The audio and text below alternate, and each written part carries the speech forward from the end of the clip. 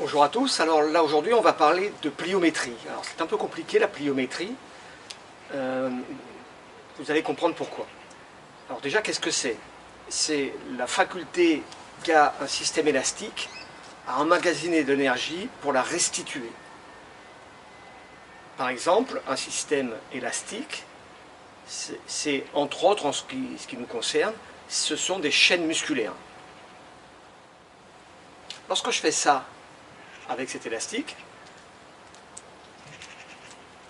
c'est l'équivalent de faire travailler de la pliométrie, c'est-à-dire dans l'élastique dont je crée une surcharge d'énergie et je relâche cette énergie. En musculation, la pliométrie, c'est le passage d'une phase excentrique à une phase concentrique. C'est-à-dire, si je saute, je vais peser lourd sur mon corps, je pèse ici, donc je suis en excentrique, et tout de suite je rebondis, je fais du concentrique. Alors la pliométrie sollicite énormément l'organisme, parce qu'on peut arriver, en fonction des hauteurs de saut, à des surcharges au niveau du poids de 10 fois le poids de corps. Donc il va y avoir des prérequis pour pouvoir travailler intelligemment la pliométrie. Premier élément, c'est le renforcement de la voûte plantaire et le grip des orteils. Pour arriver à ça, on va de préférence travailler pieds nus. Donc tout ce qui est renforcement de la voûte plantaire, ça va être des exercices de ce type-là. Je déroule, je marche en déroulant, je fais des petits sauts comme avec une corde à sauter. Tous ces éléments-là vont faire un renforcement de la voûte plantaire.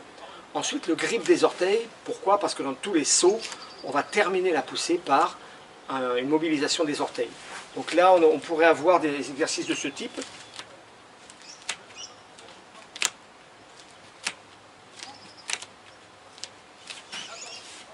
Ou s'attacher à attraper un stylo, par exemple, avec les orteils.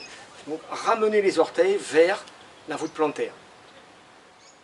Deuxième élément à prendre en compte, c'est l'alignement postural, donc se redresser, se grandir, et la synchronisation.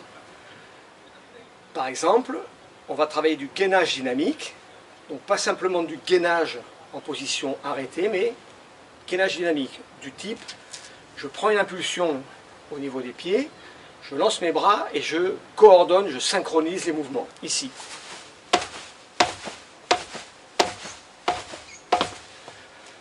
Là, je suis sur alignement postural et synchronisation du mouvement poussé, utilisation des bras pour monter un peu plus haut.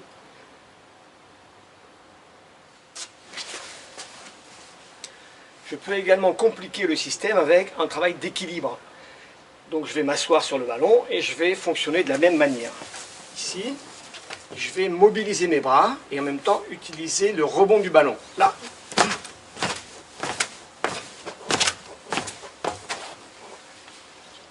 Là, j'ai rajouté à cet exercice de la complexité sur un travail de rééquilibration par rapport au ballon qui, lui, est plutôt mobile. Troisième élément à prendre en compte pour la pliométrie, c'est le timing. Une impulsion de pliométrie doit durer entre 1 et 2 dixièmes de seconde. Si je suis en deçà, c'est-à-dire moins d'un dixième de seconde, je ne fais pas de pliométrie, je fais de la vitesse, de la vélocité. Si je suis au-delà des 2 dixièmes de seconde, je fais plutôt de la force. Exemple, si à partir d'une marche d'escalier par exemple, je crois travailler la pliométrie en faisant ça, je me trompe, parce que là je suis plutôt sur un travail de vitesse d'exécution, plutôt que de la pliométrie. Mon impulsion là dure moins d'un dixième de seconde. Lorsque je travaille sur des hauteurs un petit peu plus importantes qu'une marche d'escalier, je risque également de ne plus être dans la pliométrie, mais plutôt dans la force. Exemple.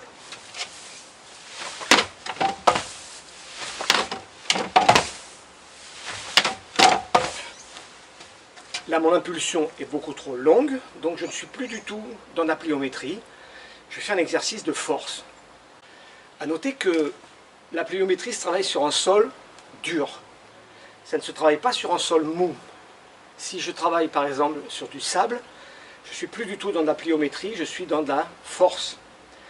Si je travaille sur un trampoline, je ne fais pas de pliométrie, parce que le tissu qui prend l'énergie et qui le restitue, c'est le trampoline lui-même. Ce n'est pas celui qui fait du trampoline, qui lui par contre a un travail de gainage dynamique à mettre en place. Dernier point à considérer lorsqu'on veut travailler la pliométrie, c'est le relâchement musculaire. Dès l'instant où j'arrive à un relâchement musculaire pendant l'effort, je vais travailler sur de la pliométrie. C'est-à-dire que je vais éviter d'être crispé comme ça par exemple, là où je suis tout contracté. Je vais au contraire travailler en décontraction. C'est-à-dire que je vais par exemple mobiliser mes bras pour monter, relâcher les épaules.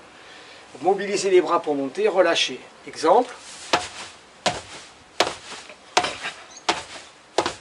Et là, tout ce qu'il est possible de relâcher, par exemple au niveau de la mâchoire, quand on voit les coureurs de haies ou les coureurs de sprint qui ont la mâchoire relâchée, tous ces éléments-là font qu'on travaille sur la pliométrie, on est centré sur ce qu'on a à faire. Donc la pliométrie, c'est avant tout un travail de qualité, pas du tout un travail de quantité. Lorsque je dois travailler sur de la hauteur, par exemple en sauteur en hauteur, je vais aligner 4 haies par exemple, et je vais enchaîner mes 4 haies en bondissement, et j'arrête. Ça, je le fais éventuellement 4 séries, peut-être une 5e série. En fait, le côté limitant de cette activité-là, c'est la baisse de qualité. Ce n'est pas du tout la quantité qui va me faire de la pliométrie. Maintenant, c'est vrai que l'athlétisme est plus enclin à utiliser la pliométrie, puisque l'athlétisme développe des qualités d'explosivité et de saut, saut en longueur, saut en hauteur, ou des passages de haies par exemple. Donc les athlètes, dans ces cas-là, ont besoin de pliométrie. Mais on peut arriver à trouver la place de la pliométrie dans d'autres activités sportives. Je prends l'exemple d'un sport de combat pied-point. Lorsque je dois donner un coup de pied en particulier, il faut que je sois capable d'être dynamique dans ce coup de pied. Et en fait, ce n'est pas un coup de pied, c'est la succession de coups de pied. Exemple, je vais donner en boxe française ce coup de pied-là. J'ai donné ça. Maintenant, je vais rebondir sur cet appui arrière pour relancer. C'est-à-dire, je vais faire ça.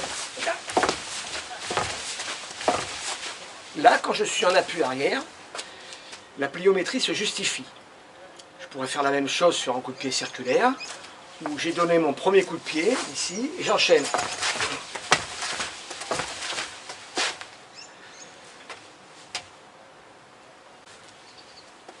Le travail de la pliométrie pour les bras, c'est un tout petit peu plus compliqué, entre guillemets. Il ne faut pas tomber dans l'excès, c'est-à-dire, il faut que j'évite de croire que les pompes claquées vont me permettre de travailler de la pliométrie. En fait, les pompes claquées me font retomber au niveau de mon appui et je suis obligé de garder cet appui trop longtemps, au-delà de 2/10 de seconde. Donc là, les pompes claquées, c'est plutôt organisé pour développer la force. Si je veux utiliser la pliométrie au niveau des bras, je vais par exemple travailler avec un ballon ou un medicine ball contre le mur. Je vais relancer plusieurs fois mon ballon contre le mur et à chaque fois je freine phase excentrique, je repousse phase concentrique. Je peux également travailler de la manière suivante. En appui sur le mur ici, je vais faire ça. Là, mon appui est relativement bref et donc je suis en travail de pliométrie avec les bras. Sur les activités sport de combat pied-point, c'est intéressant d'avoir de la pliométrie au niveau des bras pour pouvoir enchaîner les frappes. Je frappe, je ramène, je repousse. Ça peut être intéressant dans ce cas-là. Donc il faut bien conserver à l'esprit que la pliométrie peut être une activité traumatisante pour l'organisme, sachant, je vous l'ai dit, qu'on pouvait arriver à développer plus de 5, 6, 7 fois le poids de corps sur des atterrissages rebondissements. Donc, les précautions à prendre, c'est vraiment 1. Travailler sur la voûte plantaire, 2. L'alignement postural, 3. Le timing, c'est-à-dire l'impulsion, le temps pendant lequel on donne cette impulsion, et enfin le relâchement musculaire. Donc, évitez de travailler de la pliométrie trop vite, trop tôt, par exemple avec des adolescents. Il faut d'abord que leur schéma corporel se remette en place. Évitez de travailler la pliométrie avec des débutants. La pliométrie nécessite d'abord du développement de la force pour éviter justement ces grosses contraintes sollicitées par les phases excentriques. Pensez également que la pliométrie, ça n'est pas nécessaire à tout prix de monter, d'aller très très haut.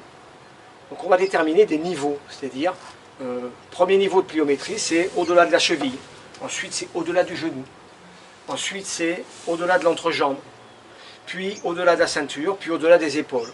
Donc pour ce qui est des activités qui ne nécessitent pas des impulsions, en particulier verticales, ce n'est pas la peine d'aller au-delà du genou. Je reprends l'exemple d'un sport de combat pied-point. Ce n'est pas la peine de faire des bonds au niveau des épaules. Ça ne se justifie pas par rapport à l'activité elle-même. Donc pensez bien, la base de la pliométrie, avant tout, c'est travail de la voûte plantaire, alignement postural, le travail du timing, à quel moment je pousse, combien de temps je pousse, et enfin le relâchement musculaire. Voilà, à vous de trouver des situations, des exercices qui se rapprochent de votre activité sportive, parce que le bondissement pour le bondissement, ça n'est pas utile en dehors des activités qui le nécessitent. Sur ce, beaucoup d'imagination, n'hésitez pas à réfléchir sur ces différentes qualités à développer. Bonne journée et à bientôt.